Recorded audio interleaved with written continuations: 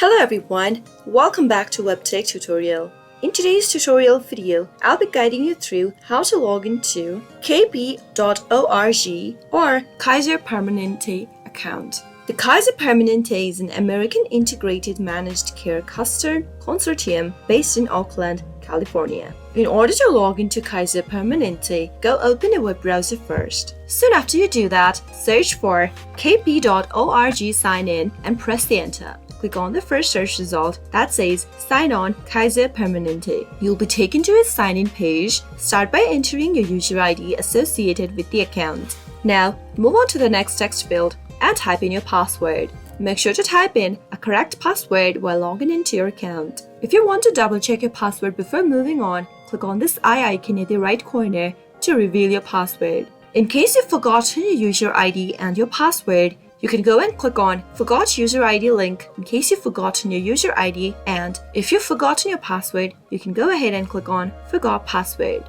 After you're done entering all the credentials, click on the Sign In button and you'll be logged in to kp.org account. That is all for today's video. I hope you found the video to be helpful. If it was, go ahead and give it a thumbs up. Feel free to comment down below in the comment box if you have a question or a feedback for us.